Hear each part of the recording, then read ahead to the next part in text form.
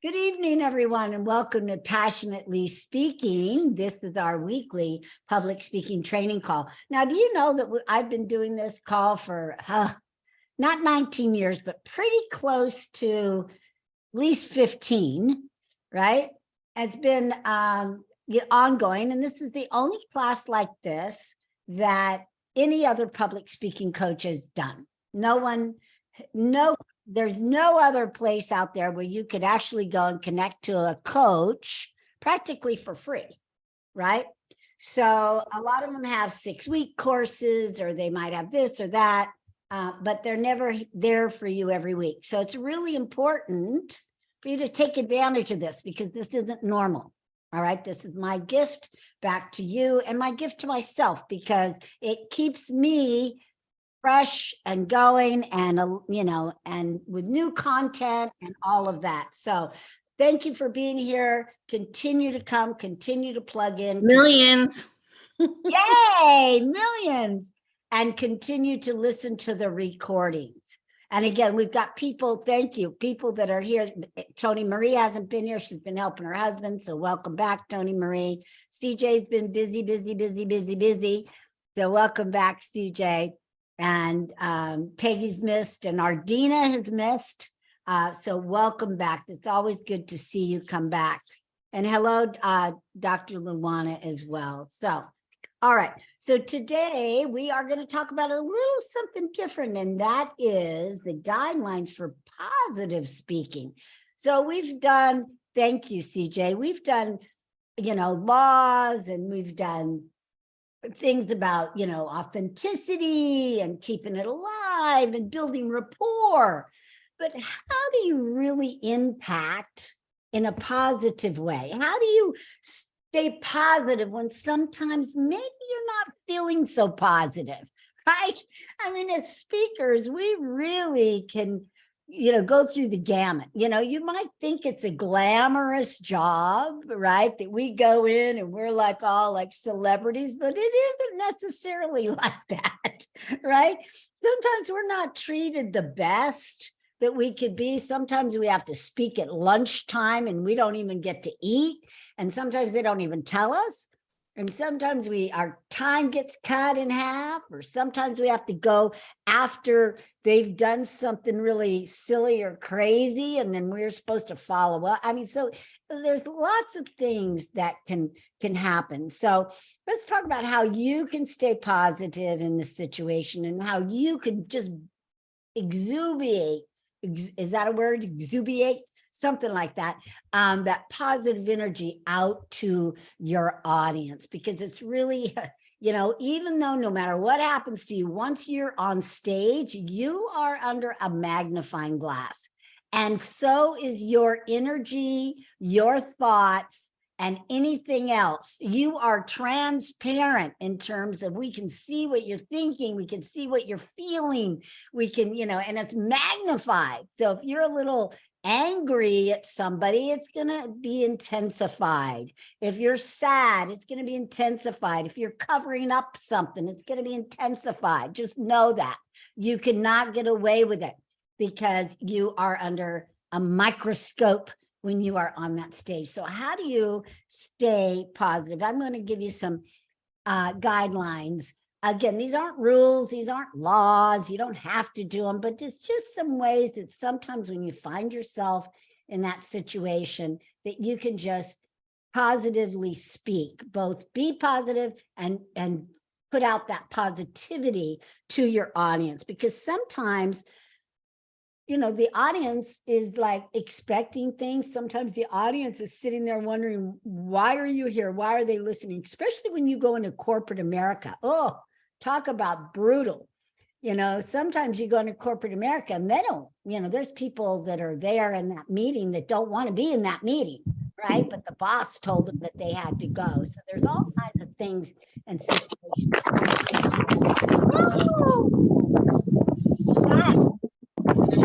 Anita, wait, let's mute her. Okay, thank you. Oh, I'm going to give CJ control here so he can take care of that stuff. Yeah. Okay. Yeah, that was the wind, I think. Woo. So I hope everybody had a great Memorial weekend, a long weekend. Sometimes Memorial Day is always bittersweet, right? If you're going to see and pay tribute to somebody. And again, I know it's for military, but I went and saw Michael and saw his grave and put flowers on it and chit-chatted with him a little bit yesterday. But, it can be, a very emotional time for people who have lost people in the service. So it's a bittersweet. Sometimes people do barbecues and kind of have fun and sometimes they don't. But anyway, so I hope everybody had a good weekend and welcome back. All right. So guidelines for positive speaking. First of all, here's the best thing you could do, especially when you don't feel like it. And that is give more than they expect. Give more than they expect. Now, what does that mean? Give more what, right? Let's go around the room and see, what could you possibly give more of? Who wants to try to take a stab at that? More of what? If you want to give, if it's give more than they expect, what are you giving? Yes, CJ. Maybe like rapport and audience participation. Yes, give them more love. Give them more love. Say their name more often. Have them participate more often. Absolutely. What else could you give more of?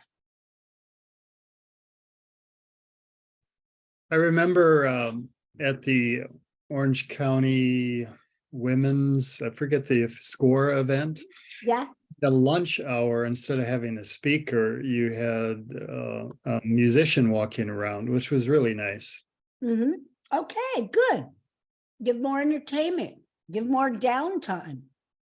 Give more networking time, right? So you could do more breakouts, or you could do more participation in terms of people, you not talking, but letting other people talk or letting them break out into groups. You could also give more content than you promised, right? I'm going to give you 7 ways today, but what if I gave you 8? What if I gave you a bonus? Right? What if the information that you gave also, not just more of it, but what if the information was like your hidden secrets that people usually pay you for? And so you really gave them a key, a gold gem. And we all have those gold gems, but oftentimes we hold them back for when people pay us. What if you gave just a little gem and then they go, wow, right? Something really mind-blowing. And we all have them and we all know what they are, but something that they didn't expect, something that was so good and so cool, they just, wow. If you gave that, can you believe how much more you would have to give? And that's what they think. And then they come and work with you. So don't ever think you're ever giving away the kitchen sink, or you're giving away what you've spent 20 years learning. You've got a lot more in you than that, right? So I'm not talking about giving your systems away and all that. They probably wouldn't even understand it if you did give it away. You have to give something away that it's small enough, but big enough that it makes an impact that they will be able to take with them and go and do something with. In health, too bad Jackie isn't here, but something that says, like don't eat white stuff. When I first heard that years ago, that was like, don't eat anything white. That's so easy. Instead of someone saying, don't eat rice, don't eat potatoes, don't eat this, don't eat that, bread, don't eat, just nothing white. I thought that was just mind-blowing how easy that is, right? And now she even says stuff like eat all the colors of the rainbow, so, every single color, so there's things that about that you can put into easy terms that sounds mind-blowing and that people will get and remember forever. So that's what I mean. Like we've all heard that over deliver, but what does that mean? Deliver what they don't expect. Don't over deliver if it's just like over and over and the same old thing that everybody's heard or knows. That's of no value. I'm talking about deliver something that they don't expect, deliver more than what they expect. That's how you can speak positively and even love on your audience. All right. Number 2, when you look at your audience, and a lot of times, especially the bigger the audience, the less this happens. But when you look at your audience, I want you to look at every person like they're a diamond in the rough in terms of whatever you're talking about. All right. So maybe CJ's talking about websites, instead of looking at them like, oh, all of you need a website. Your website probably sucks, right? Look at them like, they just need a little help.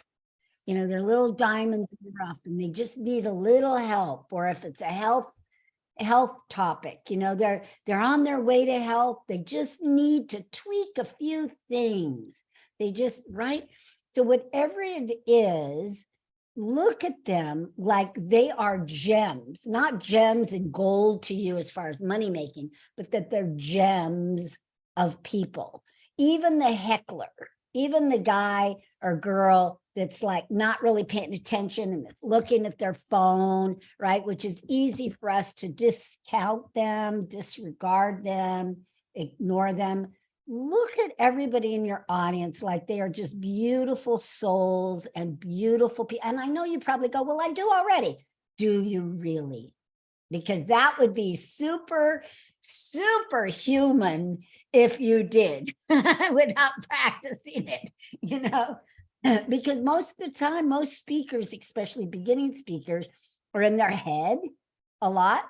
Right? They're thinking about their speech. They're not even looking at their audience, much less thinking, oh boy, these are all beautiful people and beautiful gems and diamonds and, all of that. So think about it next time you step on stage. And even if it's a Zoom stage, right? Are you really looking at everybody like they're diamonds? Now, I look at all of you as you diamonds because I know you already.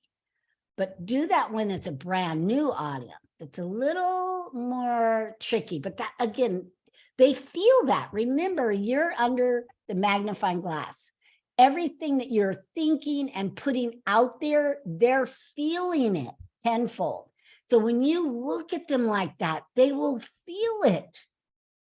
They'll feel that positive energy coming from you. They'll feel warm and cozy inside. Thank you, Dr. Peggy. Thank you. So they'll feel it. So try it. Now, I'm going to give you 7 things for positive speaking. Don't think you have to do all 7 of them at once in one speech.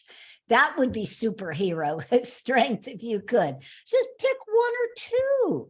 And then each time pick another 1 or 2, especially in Zoom, have this list in front of you and say, okay, I'm going to really try this out and just look at everybody with love, like they're diamonds, they're, beautiful people. How many of you know that song by Rihanna about diamonds in the sky? It's a beautiful song. Thank you. Hi, Jason. Beautiful song. And I think she's talking about women, right? Correct me if I'm wrong. She's talking about women or diamonds and things like that. Think of that. Look out there and just see diamonds shimmering in your audience. Oh, I got chills. And that, and that'll come across is my point. All right.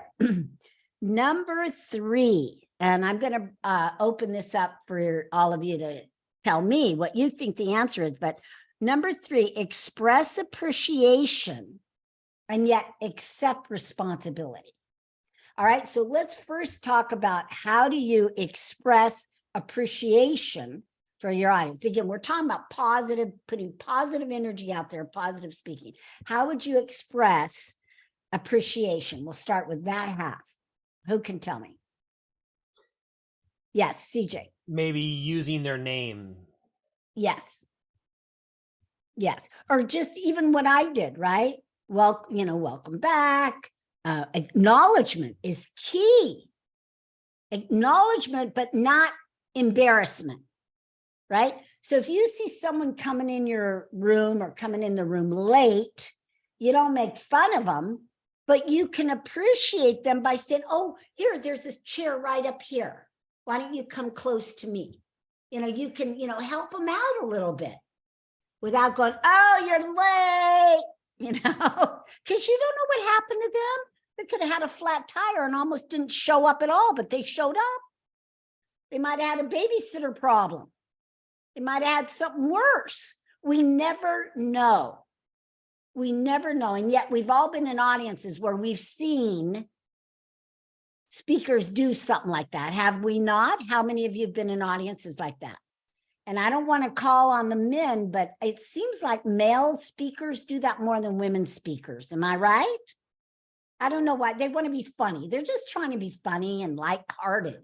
But it doesn't always land because you don't know what that person's going through. And sometimes it can backfire on you with the audience. And the audience goes, whoa, what are they doing? What are they saying? What did they just insulted that person or whatever. So always be loving and positive. But again, you can still appreciate that they came in even late by just showing them, here, please come and sit next to me, or come and, there's a seat right here up front. Man, when I come into a place late and someone says there's a seat right here, I am so grateful and so appreciative, right? I don't care if I had to walk in front of everybody to get it or not. Most of the time it is right up front. I've got the best seat in the house.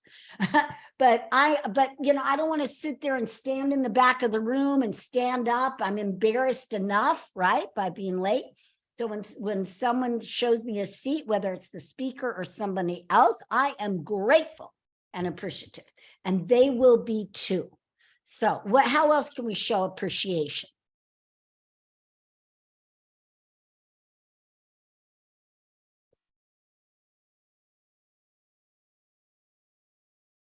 Jason, you got something? Dr. Peggy, you got something? And I'll come back to you, Jason. Maybe thank people for coming. Yes, absolutely. You can't thank them enough. You cannot thank somebody enough for coming. That's why I have on the system, thank you in the beginning and thank you at the end. And if you wanted to thank them in the middle, it's okay. All right, if it makes sense to do so, obviously. But absolutely, yes. Jason.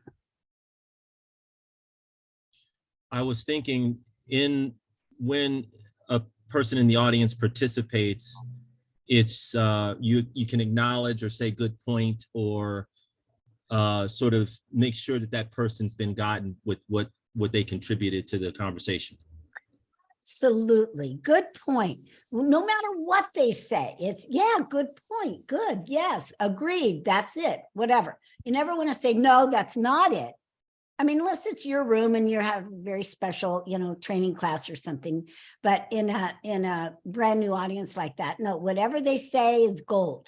And you appreciate on them, maybe not for what they said, but that they spoke up and said anything at all, right? Because you want to encourage audience participation. You never want to shut somebody down. So never say the words no whenever you're speaking. Try never to use that word no in anything, right? It's always yes. You want to get them to say yes, and you want to say yes, because at the end of your speech, whatever you're offering, they'll say yes, right? So if you can get I guess the rule of thumb is 7 yeses in a 30-minute speech. Get them to say yes 7 times, and they'll say yes at the end. So, right? Was that gold? Yeah. Yeah. Okay, good. Thank you. Millions. Millions. Thank you, Jason. Beautiful. All right. So express appreciation. Now, what do you think it means? Accept responsibility. Right? Express appreciation and accept a responsibility. What do you think I mean by that? What if someone in your audience told you something, right? Your microphone isn't working, right? I've had that happen to me. I've had that happen to me more than once, right? Where my mic wasn't working and I'm off talking and I don't even know it. Why? Because the monitor or whatever, the speaker is not near me, it's somewhere else. So how the heck do I know, right? If that happens to a speaker, help them out. They don't know. People go, well, why don't they know their mic isn't working? Well, maybe it's not loud enough. Maybe the speakers are way too far away. Maybe they're pointing the wrong direction. You don't know. but I've had that happen. So I could say something and be defensive and say, oh, well, the speakers are, I couldn't hear it. Or I could just be appreciative and take the responsibility that it's my responsibility as a speaker to know, to hear, to do a sound check maybe ahead of time, to see where those speakers are, to look at my, my microphone lavalier button. Who knows? Meet with a sound guy, whatever it is, take responsibility. That's how you show appreciation, because when you say, oh, well, thank you, and make an excuse or play the blame game, you just cut out that appreciation. You think you gave it, but you didn't. You gave it and took it back. Right? In life, that's what happens. Oh, great job. But if you did it this way, it would have been better, right? Might as well not show appreciation then if you're just going to take it back. Here's a gift, but let me have it back, right? I'm bringing over an apple pie, but I'm taking it back home with me. Have you ever seen people do that? They go and visit, they bring something and you don't eat it for dessert or whatever, and they take it back home. Why'd you bring it? Right? Once you bring it, it's theirs. It's not yours anymore. It's a gift. I've seen people do that. Yeah, okay, good. Thank you. I don't eat apple pie anyway. I hate apple pie. Don't bring me apple pie. So appreciation and accept responsibility for whatever it is that they've told you, whatever it is that's happening in the room. I don't care if it's the technical stuff that you have nothing to do with. You are the speaker. You are God on that stage for that 30 minutes. You're responsible for everything in the room. I don't care if the waiters are walking in front of you. You are responsible. Take that responsibility. Have fun with it. I've done that. I mean, waiters getting right in the way. I'm like, oh, whoa, I got to get out of the way. Ooh, that looks good. Oh, yummy. Who's that for? Is that mine? Just have some fun with it. Take responsibility. Don't play that blame game. Right? It's not your fault, but everything is your responsibility when you speak. Right? Got it? When I say got it, you say got it. I say good. Got it? Got it. Good. Okay. Number 4. All right. And then I'll ask this one too. Number 4 is show respect to every member of your audience. Show respect, not just gratitude, not just appreciation, but respect. How do we show our audience respect?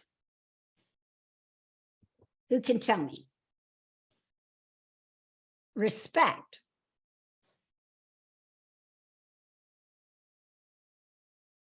All right, let me give you a couple of clues. You tell me. Okay, what happens with our watch? What does the watch do? Tell time. We begin and end on time. We start on time and end on time. Yes, Tommy. Yes. That's the best and biggest way you can show your audience respect. Biggest way. I was at my gym just the other day, and there was 4 or 5 of us waiting. I have group classes on Tuesdays and Thursdays. And we're waiting, and it was this male trainer who owns the gym, the husband of the wife that I trained with. And it was 6 o'clock. I mean, I get up at 5. I am there early. I do my warm up, and I'm ready to go at 6, right? And I'm like, well, Mark, are we going to start? It's like 5 after 6. And he says, oh, well, I'm waiting for so-and-so to see if she shows up. Now there's 5 of us here. I didn't say a word, but I wanted to. It wasn't my game, so I sitting on my hands, but I was real close to going, well, we're all here. But finally he started. But that to me was disrespectful. To me and to the rest of the people. We're all paying for these group sessions too, They're not free. This is not Planet Fitness or 24-hour fitness. This is not aerobic classes at LA Fitness. These are private classes that we're all paying high money for. Regardless, though, it would have been disrespectful. All right. So always, always begin on time and end on time. Don't wait for one person when you've got 12 in front of you. Who cares? That one person is late. I just went to a, what was it? On Mother's Day. I went to a friend of mine's tea, right? It was wonderful. We had to wear big hats, right? She wanted everybody to wear these big old hats, and, get dressed up. And it was so much fun. There was probably 10 of us women.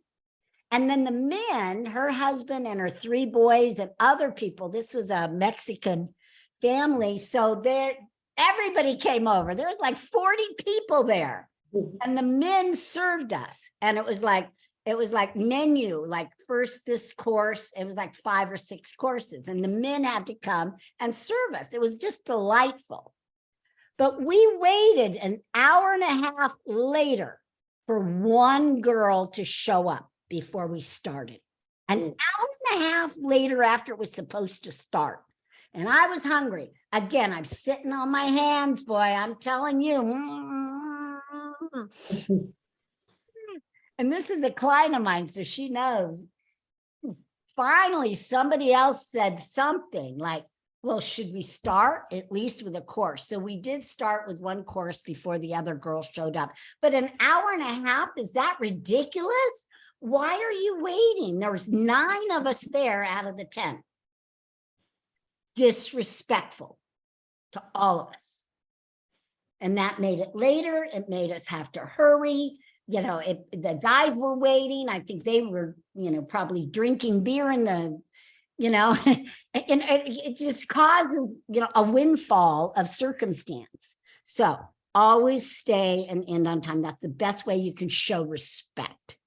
So before we move on, is there any other ways that you can think of that you can show respect to your audience?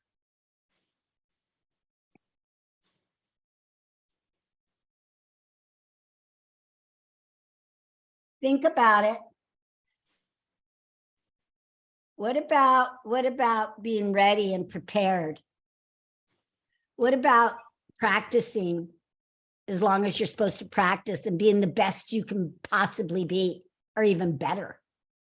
Wouldn't that show respect? But when people come in kind of half, all mixed up and discombobulated and not really prepared, they oftentimes share that, right? Oh, I'm not as prepared as I'd like to be, or, this presentation, whatever. I stayed up till 2 o'clock in the morning doing my PowerPoint. Number one, you shouldn't tell people, but most of all, you shouldn't be staying up till 2 a.m. That means you're not prepared. You cannot prepare your schedule. And besides, why are you using PowerPoint anyway? Get rid of PowerPoint. All right. So I was going to just add that you show them respect by showing up early and staying late. Right. This way you're not rushed. You're not in a hurry. And each person you make feel like you really care about them and what they have to say to you. Absolutely, Tony Marie. Beautiful. Come early as a speaker. Stay late as a speaker. Absolutely. Because we've all seen speakers rush in and then rush out. I've waited for speakers. I've been in the audience waiting for the speaker to come for a women's networking event that was in the evening. Right? And then they rushed out after their sales was closed. Stick around. That's how you make more money. That's how you make more money. All right. So I was going to tell a story. Let me see if I can get the story back.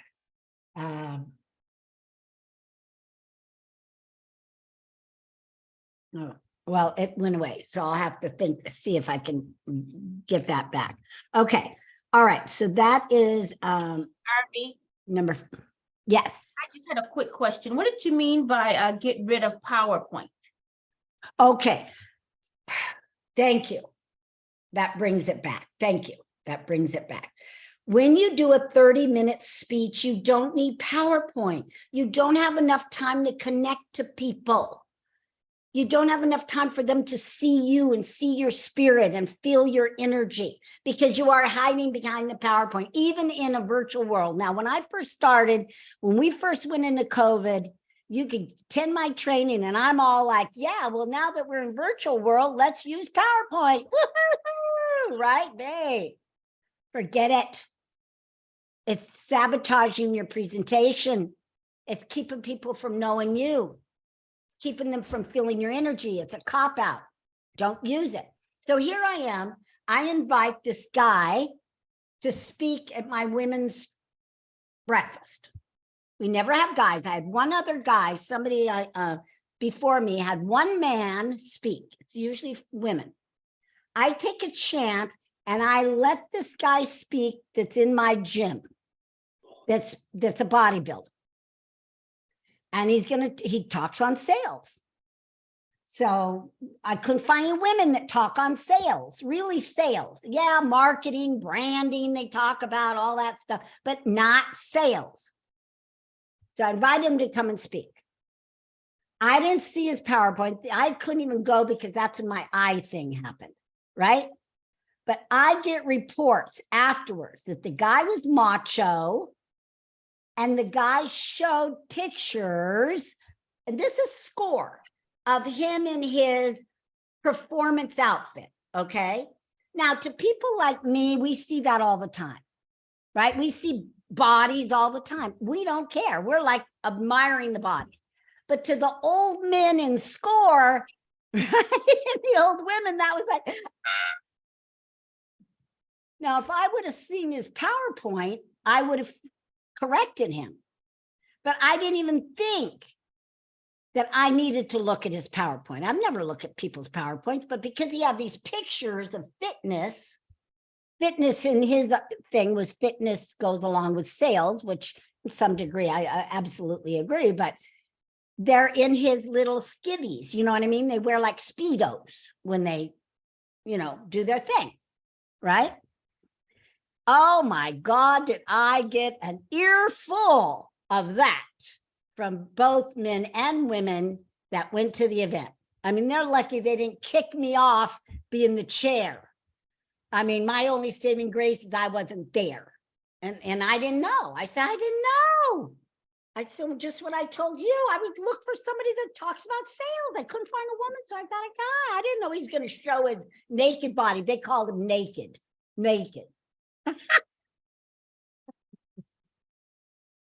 PowerPoint. Now, if he didn't have PowerPoint, that would have never happened because he was dressed in a suit because he's a sales guy. So he dresses in a suit, in a tie. He looks really good. But the PowerPoint sabotaged his speech in more ways than one. Stay away from it. Plus, he was a pain in the butt leading up to it because he needed to know, well, what's the connection and and can I talk to the guy at the room and blah. Now, unless you're in your own room and you're doing a class and it's an hour or longer, then use PowerPoint because you can control it. You can, use PowerPoint till the cows come home. But if you're on stage somewhere, don't bother.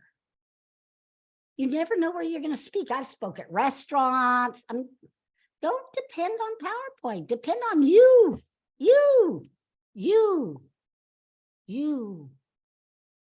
Right?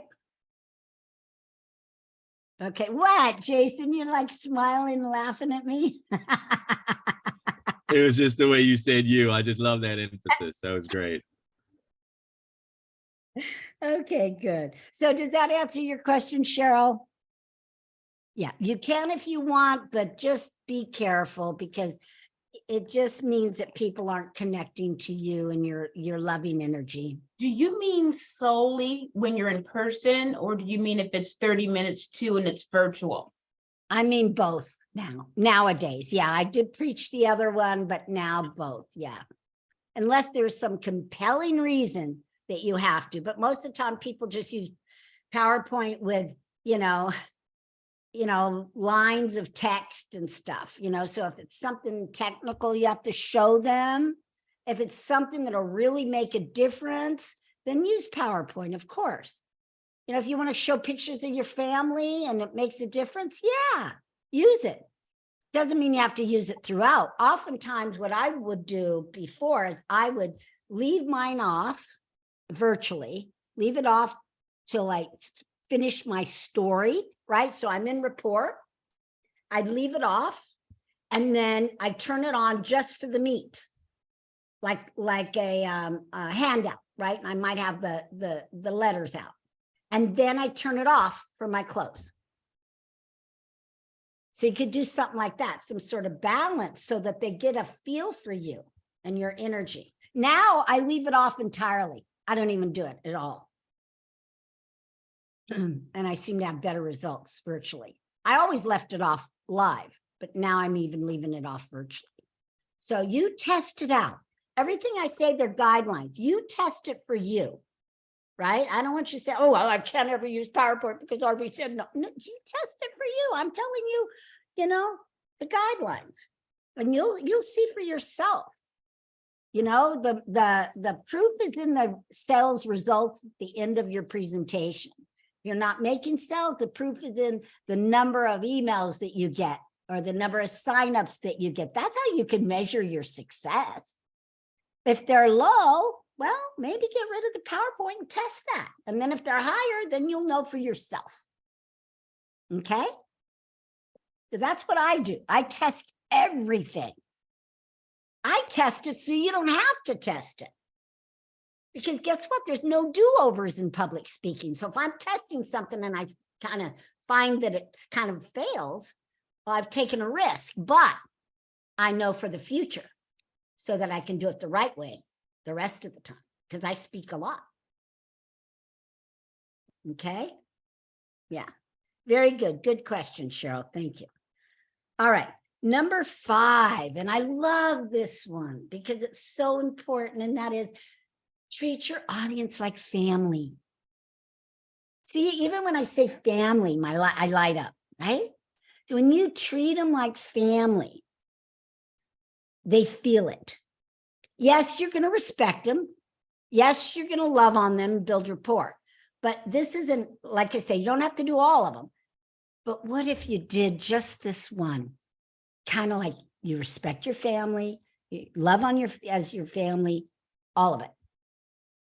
Now, what could you do to really make them feel like they're family? Who can tell me it? Just an idea.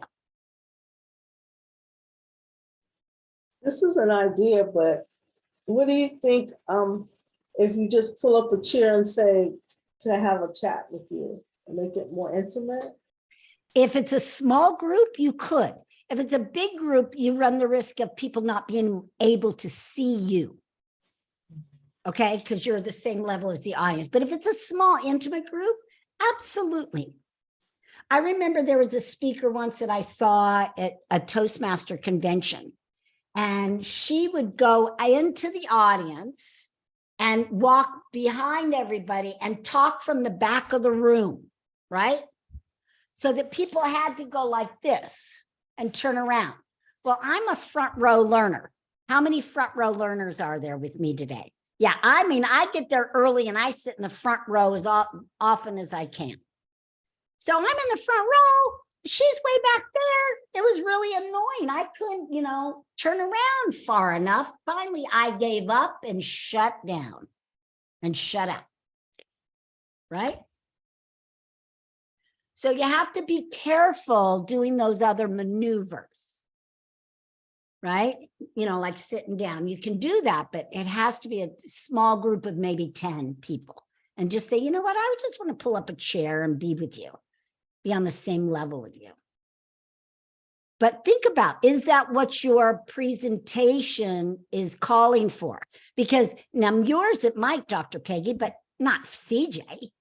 He's a web guy. You better not be sitting down having a fireside chat with him, right? Same with Jason, being a financial guy. He's got to kind of be above and be the leader. So it all depends, ladies and gentlemen, on what you are presenting. So for Tommy, if you're talking about, spiritual topics, yeah, it could work. But if you're talking about being an entrepreneur, no. See, so pay attention to, there's guidelines, but it's everything. It's like everything matters. You have to take everything into consideration when you're making your decision. You can't say, oh, I could just pull up a chair and do a fireside chat. If your subject warrants it. That one time I told this story when I was in Las Vegas at the Rio, and they were planning 200 people, but there was 40 there, right? So and it was a big stage. Now, I didn't want to come down from the stage and be with them, but I did ask them if they would all come forward and move from the back of the room kind of forward so we could be together. Now, one other time I'm speaking to a large group, there's supposed to be 250 people there, and there was like 20 people there. And I had a big stage and a big screen for PowerPoint. And that's when I decided not to use the stage, I used PowerPoint only because there were supposed to be 250 people. That's another reason you might use it, because there's a huge group and you want everybody to see it. Well, I decided it didn't make sense. So I got off the stage because it was a big stage, and I didn't sit down and pull up a chair, but I stood up on the same level that they were sitting to make it more intimate, because it was overkill if I was on that big stage so far away from them, because there's like this stage moat, right? You've seen those moats in front of the stage, and they can be, 6 feet deep. So yeah, so take everything into consideration, and do not be afraid to change, switch, adapt at any moment. That's why another reason you have to know your speech so well, so that you can adapt to the situation at hand, because sometimes it's supposed to be one way and it ends up being another. And most of the time, if you can adapt, it's a blessing. It'll be better than it ever would have been otherwise. All right. So how else can we treat people like family?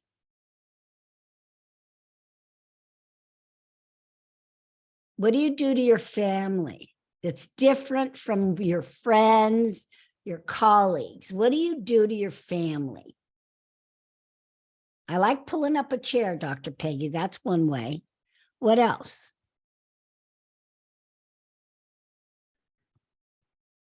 Just kind of show them some love from you. Show By, love. yeah. Well, what Show about 'em this? love.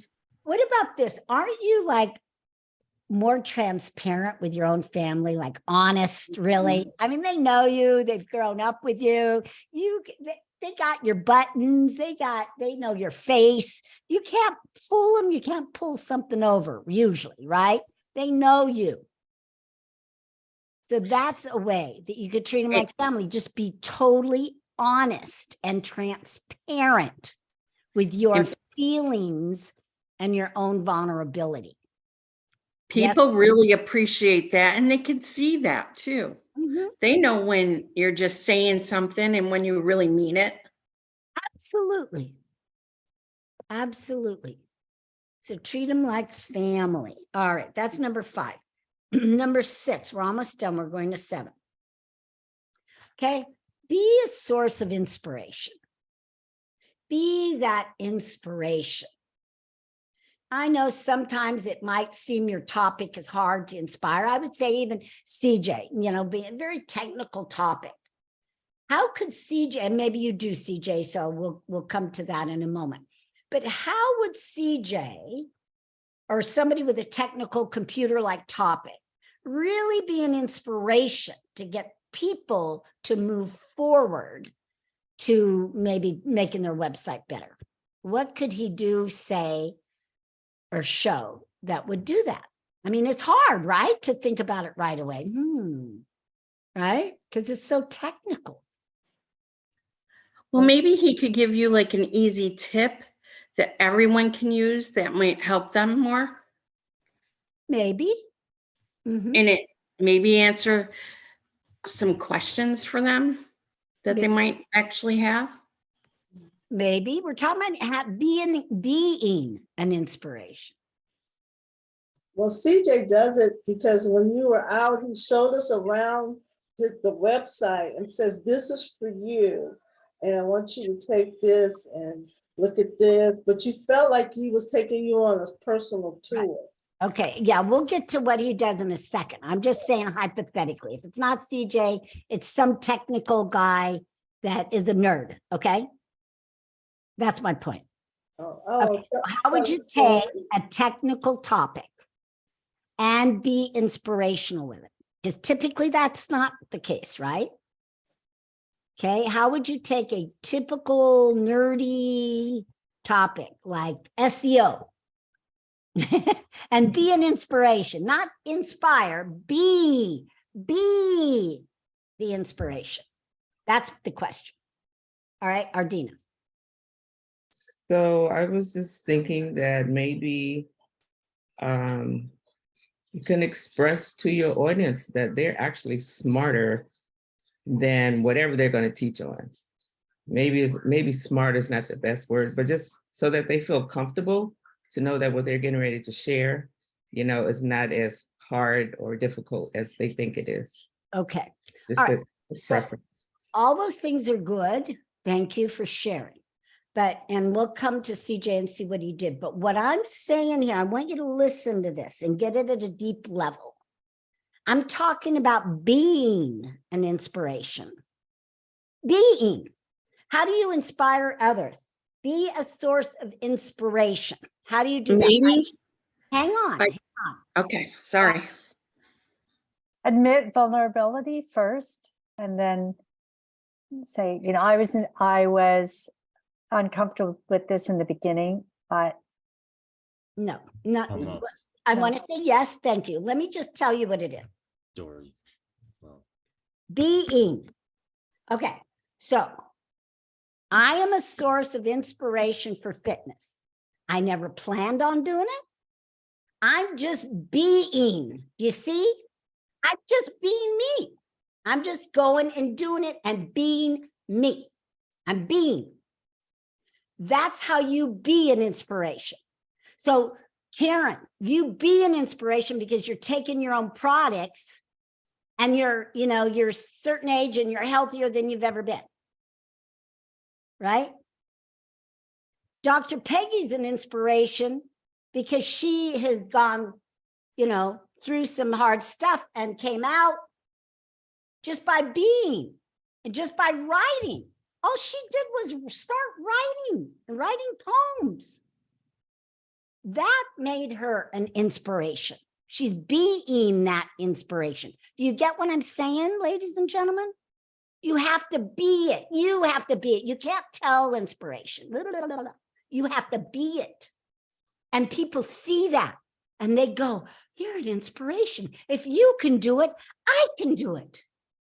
Right? If you can be healthy with those vitamins, I can be healthy with those vitamins. If you can be financially free, I can be financially free. But you have to be it first. I can't go out and talk to fitness if I didn't go to the gym and look like it. Right? And too many people do that, by the way. Right? They're selling something. I had a guy come to my class that was selling energy drink, right? And he's doing his speech and I pulled him aside and I said, maybe you better take a swig of your own stuff. I mean, he wasn't being. So think about that. All right, so CJ, what is it that you do where you're being that inspiration for others when you talk about your technical talk? I think that's a great point. So perhaps it's I'm demonstrating the things I talk about. I have the websites, I'm doing the speaking, I'm showing you how to have the podcast and a YouTube channel and make the content, and I'm being because I'm doing all those things. Because you're doing all those things. Perfect. Beautiful. And Cheryl's a perfect example of her just evangelistic spirit. you know, her on fire for God, right? It comes through. You are being that fire for God. And people go, wow, you got that? I want that kind of energy. I want that kind of love. I want that kind of experience. And then they ask you how you got it. What do you do? Right? What are you doing? Tell me, because I want to do it too. Now that opens it up for you to share it, but also that opens up for a potential what? Coaching client as well. Okay. So don't just inspire your audience, be an inspiration. All right. I should see a million sign there for that one, or at least if that's cool. Millions. Millions. You won't hear that anywhere else. Okay. The last one, and this sometimes is a little challenging if things aren't going your way, and that is maintain a sense of humor. No matter what happens, if you want to stay positive, positively speaking, no matter what happens, good or bad, you've got to maintain that sense of humor and just be able to not only laugh at it, the situation, but laugh at yourself, right? I remember when I spoke at Fleming's, right? I was so excited. It was for the Newport Beach Chamber of Commerce, and I was speaking at Fleming's, one of my very favorite restaurants. And very good food if you haven't been to Fleming's. This was Fleming's in Newport Beach. But the room we were in, there was no speaking stage. And there's like, you know, the waiters coming right in front of me. I had to get out of their way. And all crazy stuff. A lot of people would have been upset and you could have seen it on their face. But I was just like laughing and just go, oh, what do you got now? Oh, that looks good. Oh, can I have a bite of that? You know, you might as well. Don't ever ignore the situation. If a plane goes by, stop. You know, go, I wonder where they're going. Just something. Because everybody else is thinking it. So never ignore what is happening around you, to others, to your audience in the room. Pay attention to everything and, remark on things, but keep that sense of humor about it all. All right. All right. So those are the seven different guidelines on how you can positively speak and keep your audience positive and stay positive yourself. All right. Woo! Woo, woo, woo. All right. We are right up. We have 5 minutes. Does anybody want to comment before we end our call today? Yes. I do. Hi, Benita. Hi. I've been in a car waiting a thunderstorm to die down. Anyway, I was at the Busker Fest in our town this weekend, and this street performer was just beginning. He was like juggler and stuff. Okay. A transient walked up and swung at him. Swung at him? Yeah, he like swung his arm towards his face. And I thought it was part of the act at first. And there were a couple police officers in the area, and I think they thought that too. Then somebody from the audience jumped up to rush up, and then the police officers realized it wasn't in the act because the guy who kept yelling at him that there were no Bibles in the bookstore, and he kept repeating that he didn't have Bibles in the bookstore. Anyway, the two police officers came Poor and guy. ushered him away. But this guy handled it superbly. He's been a performer for 35 years. He had a sense of humor about it. Good. And got right back on track. And I thought, talk about demonstrating a sense of humor when somebody's trying to punch you in the face. I mean, I was so impressed. Well, and he demonstrated several other things like respect to his audience, right? Treating them like family. You know, I mean, how many times have your brothers or sisters come up to smack you one or, fight with you, So he did many of these 7. And the audience just loved him. Too. The audience loved him even more, right? Yes, they did. And they yelled at the guy to go away. And he acknowledged, you never know what you'll run into when you're on the street or whatever. And right. I mean, I just gave this guy A++ for how he handled the whole thing. Oh, that's a good story, Benita. Thank you for sharing it. That's a great story. All right. Oh, what is going on with Cheryl? Cheryl's got a mustache. What is up with that?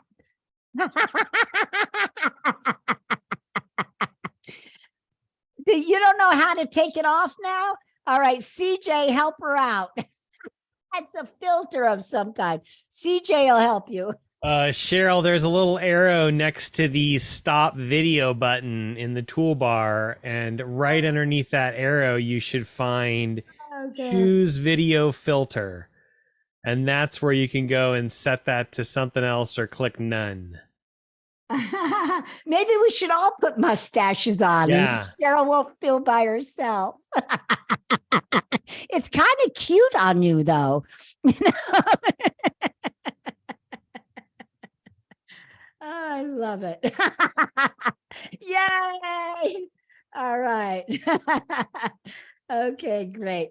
All right. Anybody else have any comments before we end? We have 1 minute left. Oh, we got cake time. Oh, Dr. Peggy, are you having a birthday? What? You're muted. No, my newly adopted grandson had a birthday. And I bought us glasses. He's 4. All right. So next week, let's all bring some funny glasses. And we'll put not these virtual glasses, real glasses, and we'll all put them on for fun next week. All right, everyone. We are right up at 6 o'clock. So again, I appreciate all of you. Appreciate you being here. Go out and have a great week and get out there and speak. I want to hear about it next week, or text me. Let me know you're speaking, what you're doing, and where you're speaking at, so we can all come and support you. All right. All right, everyone. Bye. Mwah.